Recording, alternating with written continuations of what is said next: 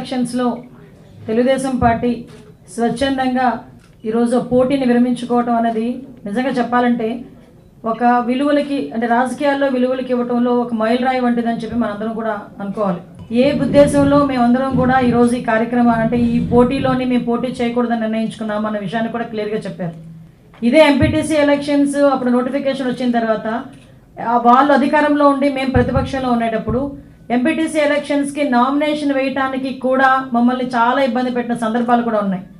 Nomination పత్రాలని సంచుల్లో దాచుకొని చాలా భద్రంగా ఎవరు చూడకుండా ఎవరైనా చూస్తే మమ్మల్ని కొడతారేమో, ఎవరైనా చూస్తే మా నామినేషన్ పేపర్లు చించేస్తారేమో భయంతో ఆ రోజుల్లోని కూడా చావుకు ఎదురెళ్ళి చాలామంది కార్యకర్తలు ఎంపీటీసీల కింద జడ్పీటీసీల కింద నామినేషన్లు వేశారు. ఆ రోజు అక్కడ ఇక్కడ అని లేదు, ప్రతి చోట కూడా దాడులు నిర్వహించారు. కనీసం నామినేషన్ వేయడానికి కూడా మా కార్యకర్తల్ని ముందుకు రానివ్వకుండా భయభ్రాంతులకు గురి చేసిన సందర్భాన్ని కూడా ఈరోజు గుర్తు చేసుకోవాలి. సీఎం చంద్రబాబు నాయుడు గారు ఆ రోజు నిర్ణయం తీసుకొని ఎంపీటీసీ ఎలక్షన్స్ని మేము బాయ్కాట్ చేసాం. ఆ రోజు లోకల్ ఎలక్షన్స్ మేము బాయ్కాట్ చేసాం. ఆ రోజు బాయ్కాట్ చేసిన తర్వాత మళ్ళా తిరిగి ఈరోజు ఆ ఎమ్మెల్సీ ఎలక్షన్స్లో ఈ స్థానిక సంస్థల ఎమ్మెల్సీ ఎలక్షన్స్లో పోటీ చేయడం అనేది నైతికత కాదు, అది విలువలకి విరుద్ధంగా ఉంటుంది అని ఒకే ఒక ఉద్దేశంతో ఈరోజు గౌరవ చంద్రబాబు నాయుడు గారు ఈ నిర్ణయం తీసుకున్నారు.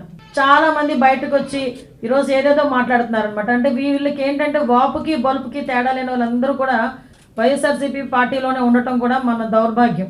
వాళ్ళ పరిస్థితి ఎలా ఉందంటే ఈరోజు మేమేదో భయపడిపోయాము, అలా భయపడిపోయాము, ఇలా భయపడిపోయాము అంటున్నారు. ఒక్కసారి చరిత్రను గుర్తు తెచ్చుకోండి. ఎన్నో సంవత్సరాలు కాదు, జస్ట్ ఒక్క సంవత్సరం, 2 నెలలు ముందుకెళ్ళండి, దానికి ఒక సంవత్సరం ముందుకెళ్ళండి.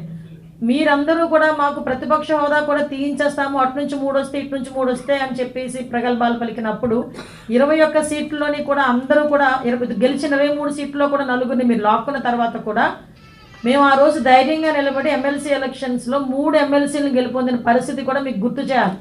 ఆ రోజు గెలుపొందినప్పుడు కూడా మేము ఉన్నది ప్రతిపక్ష హోదాలో ఉండి కూడా 3 ఎమ్మెల్సీ ఎలక్షన్లు గెలిపించుకున్నాం. అలాంటిది ఈరోజు 164 మ్యాండేట్ ఇచ్చి 2 నెలలు అయింది. ఇంకా 2 నెలల ముందే మేము గవర్నమెంట్ ఫామ్ చేసాం. ఈరోజు నిజంగా క్యాంపు పెట్టాలి, క్యాంపు పెట్టుకోవాలనుకుంటే మీ క్యాంపులు మేము బదులు కొట్టలేమా? మేము క్యాంపులు పెట్టలేమా? మీకు తెలియదేమో, ఈ రోజుకి కూడా చాలామంది ఎంపీటీసీలు ఎలక్షన్ అనేసరికి వైఎస్ఆర్సీపీ ఎంపీటీసీలు చాలామంది మాకు టచ్లోకి వచ్చారు. కానీ ఈరోజు గెలాలనుకుని మేము నిర్ణయించుకుంటే కనుక చాలా ఈజీగా మంచి మెజార్టీతో గెలిచే పరిస్థితి మాకుంది. కానీ ఈరోజు విలువలతో కూడా రాజకీయాలు చేయాలని విలువలు కలిగిన నాయకుడు, విలువలు కలిగిన పార్టీలు అందరం కలిసి ఈరోజు నిర్ణయం తీసుకున్నాం ఈరోజు. కాబట్టి దయచేసి ఏం చెప్తున్నామంటే ఈరోజు ఇదేదో మేము ఇది బ్యాక్ స్టెప్ కాదు, ఆగామంతే. ఎందుకంటే విలువలకి గౌరవం ఇచ్చి, రాజకీయ విలువలకి గౌరవం ఇచ్చి ఆగిన పరిస్థితి ఇదంతా ప్రతి ఒక్కరు కూడా అర్థం చేసుకోవాలి. ఇంకొక విషయం ఏంటంటే ఇందాకే మన అధ్యక్షులు చెప్పారు, అసలు ఎమ్మెల్సీలే వద్దు, మండలిని రద్దు చేస్తామని చెప్పి ఆ రోజు ప్రకటించిన సంగతి కూడా ఈరోజు మీ అందరికీ కూడా గుర్తు చేయాలి. మరి ఎమ్మెల్సీలే వద్దు, ఎమ్మెల్సీలను రద్దు చేయాలి, మండలిని రద్దు చేయాలని చెప్పిన పెద్ద మనిషి ఈరోజు ఎమ్మెల్సీ ఎలక్షన్కి ఏ మొహం పెట్టుకొని నామినేషన్ వేయించారో మాకైతే అర్థం కాలే. ఆ రోజైతే మండలి వద్దు, ఆ రోజు మండలి ఎందుకు వద్దు? ఆ రోజు మండలిలోని మా తాలూకా టీడీపీ తాలూకా బలం ఎక్కువగా ఉంది కాబట్టి ఆ రోజు మండలి వద్దు, ఈ రోజు మండలి కావాలి. ఎందుకంటే ఈరోజు అసెంబ్లీలో వాళ్ళకి బలం లేదు కాబట్టి ఎటువంటి పరిస్థితుల్లోనైనా మండలిలో కూర్చోబెట్టి ఇబ్బంది పెడదామని ఉద్దేశం. కానీ ఒకటి, వాళ్ళు ఎన్ని ఇబ్బందులు పెట్టినా కూడా మేము బిల్లులు ఎలా పాస్ చేసుకోవాలో, ప్రజలకు ఎలా మంచి చేయాలో మా అందరికీ కూడా తెలుసు. కాబట్టి ఇలాంటి ప్రయత్నాలు మానాలి. ఇంకొకటి కూడా దయచేసి కోరుకుంటున్నా, సందర్భం కాకపోయినా చెప్పాలి. ఎందుకంటే ఎమ్మెల్సీలు అనేసరికి పెద్దల సభ, గౌరవ సభ.